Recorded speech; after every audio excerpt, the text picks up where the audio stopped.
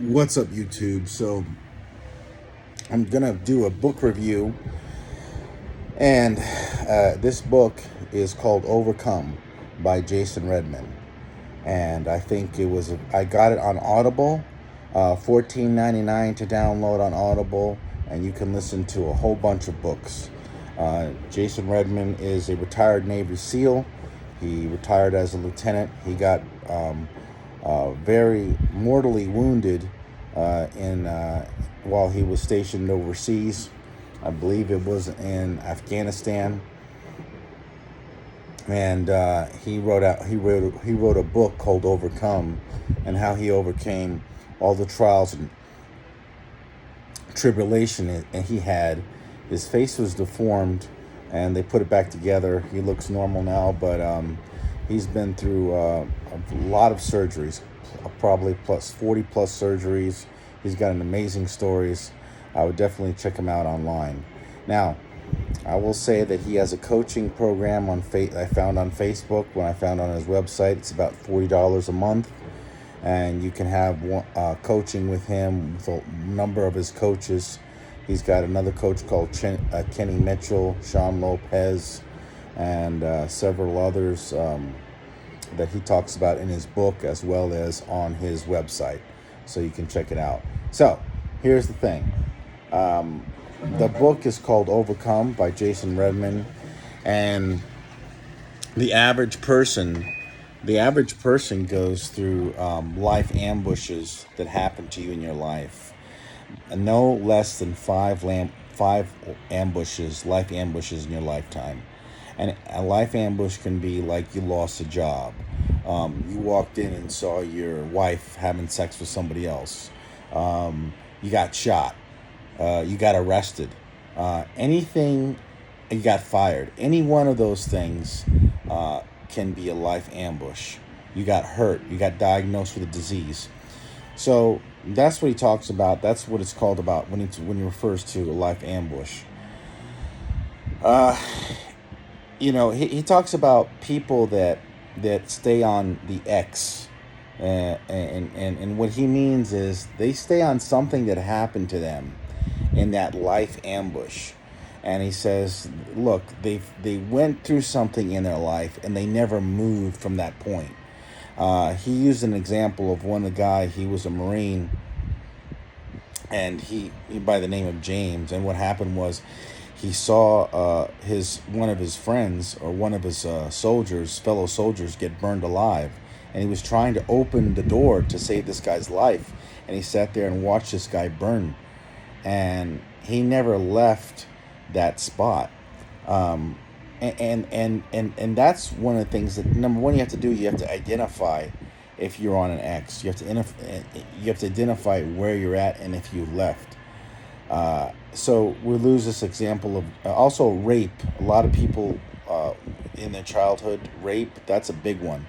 That would definitely be a life ambush for sure.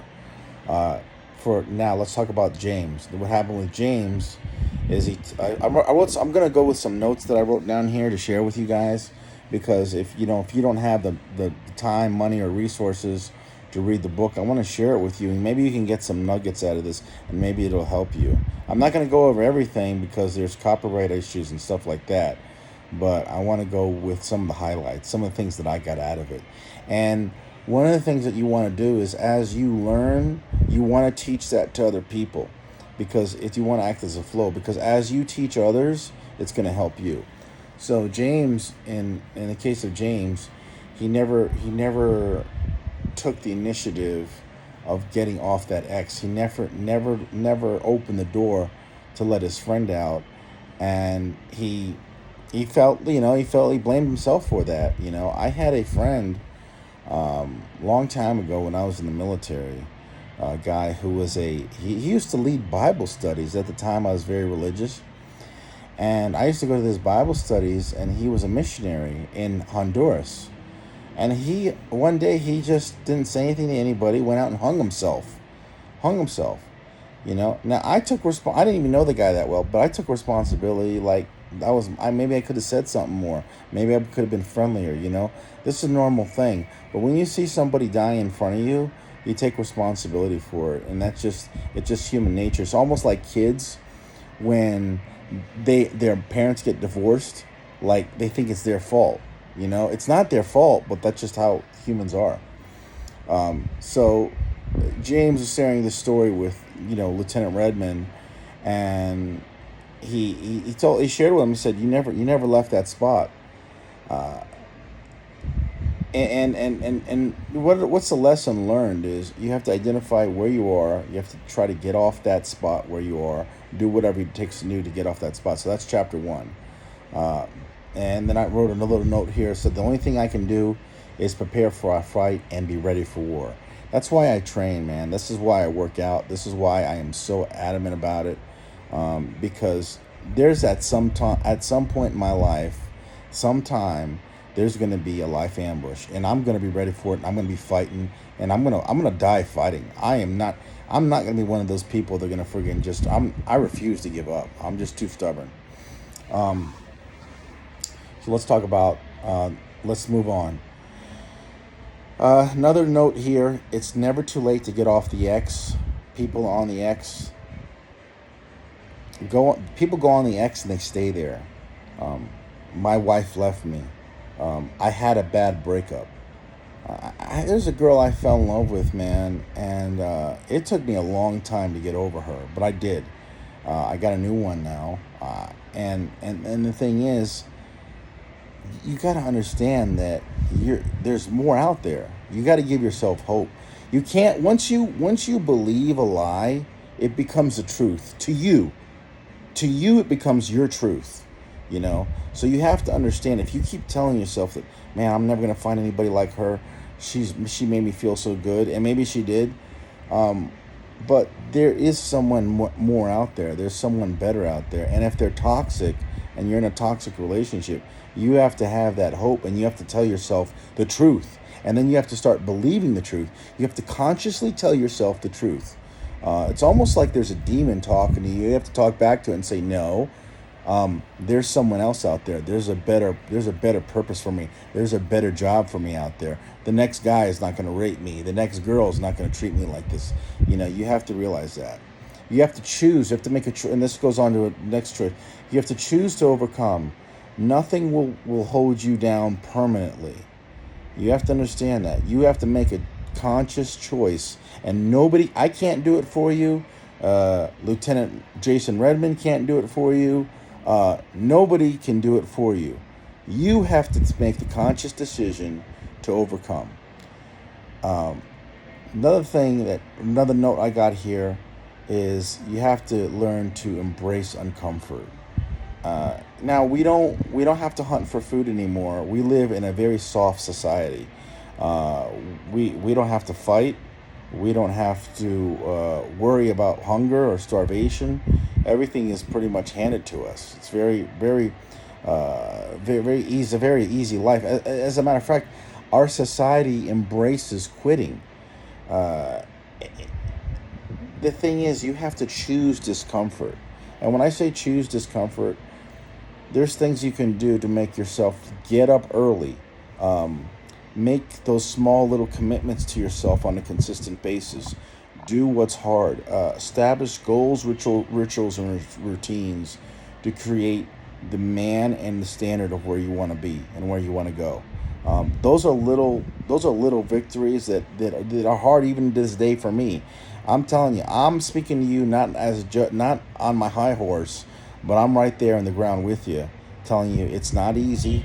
It doesn't get easier. I don't know how many years you do it. It does not get any easier. Not for Jocko Willink, not for Lieutenant Redman, not for anybody. That you've got to be willing to pay that price for yourself, because no one's going to do it. See, and I'll be damned. I'm not going to let anybody deviate off course of where I want to be. I'm in a new relationship now. A girl that she likes me and I kind of like her, but I can't deviate from my habits, rituals, and routines. I get up at 5, 6 o'clock in the morning, sometimes 4 a.m., and I start doing my meditations, my affirmations, my breathing techniques, and I'm not for everybody, and if you don't like it, you can leave. So that's just the way it is, but she's okay with it. She wants to do it with me, that's fine. But we'll see how long that lasts, because I'm not deviating off course for her or anybody else, and neither should you. If you don't have anybody who's wanting to help you to become a better version of yourself, you got to get rid of them.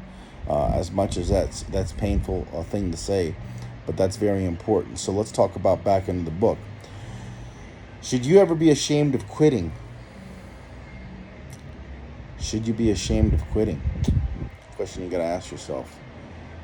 And quitting what? Emotions. What are controlling your emotions? What kind of emotional leadership do you have? What kind of emotional leadership? What is emotional leadership? Leading with your emotions. I don't like the way that person talked to me. Who are you talking to? You know, how dare you talk to me like that? And you're a leader.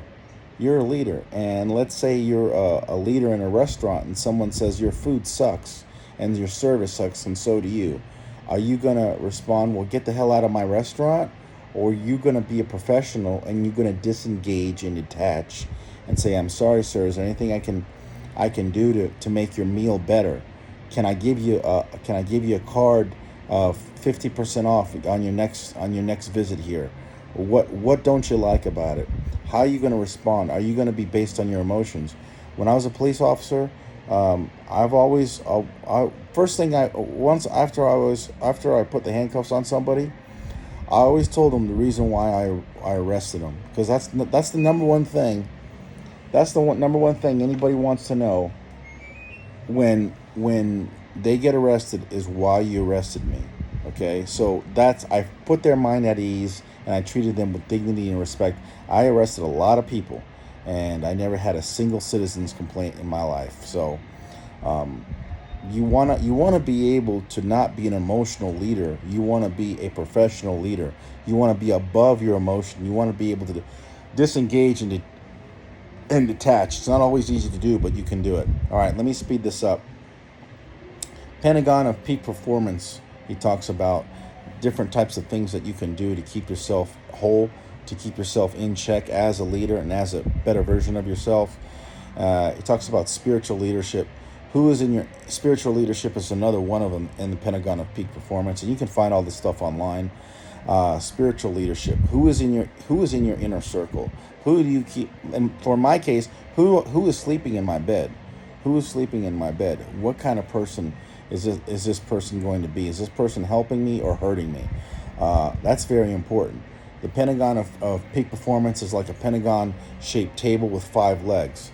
So that's about, if it's 5 legs, it's almost hard. It's almost impossible to tip over. Okay, so we're going to talk about the Pentagon of Peak Performance real quick. Number 1 is mental. What are my habits, rituals, and routines? Number 2, emotional. Eliminate negative people in your life. If you come in my house, if you come visit me, you'll see my house is like a spa. I got music going on. I travel a lot. I'm traveling right now. Even though I got the wrong room, I made a mistake on this, but Airbnb does not give refunds. That's just their policy. It's crap. But I make the best of it. I have music playing. I have sound that's playing. I have a fan that's going on. I make it as comfortable as I can. I had to buy this little air mattress that I'm on right now, so it's comfortable. So your environment, it's critical that your environment is comfortable. It's relaxing. Your home has got to be there to relax. Okay, so spiritual. Who's in your inner circle? Social. How do you lead yourself? First thing you want to look at, if people say they're a leader. I'm a leader. But who's following you? Do you have any mentees? Is anybody listening to your advice? Do people call you? I had a guy today who's a millionaire, multi-millionaire, and he called me and asked me for advice. Okay, he's calling me because he's looking for leadership. All right. If you're a leader, you got to look behind your back and see who's following. If nobody's there, then you're not a leader. If you got 2 or 3 people, 3 or 4 or 5 people there, even 1,000 people, you're a leader. All right. Even if you look behind your back and you got nobody there, you're still leading yourself. All right. So how you lead yourself is how you're going to lead others. Okay. So that's social. That's the social part of the Pentagon of peak performance. Number 5 is physical. Physical is very important. Working out, you gotta create hunger. You gotta create. When I work out, I give it everything I got. I had an injury, so I've got to take it easy, but I do it to where I'm not going to hurt myself. You have to understand that when I'm back at 100%, I'm going to go full force, and that's just the way it's going to be. You have to expect the unexpected. He talks about there was a Navy SEAL training where they put they marked an area where there was a no-go area where you're not supposed to go. So on the day of the drill, the certain area that they had secured, someone came out of that area where they told them they would not be, and when they came out, they had, hey, this is not fair. You told us that this is an area that was off limits.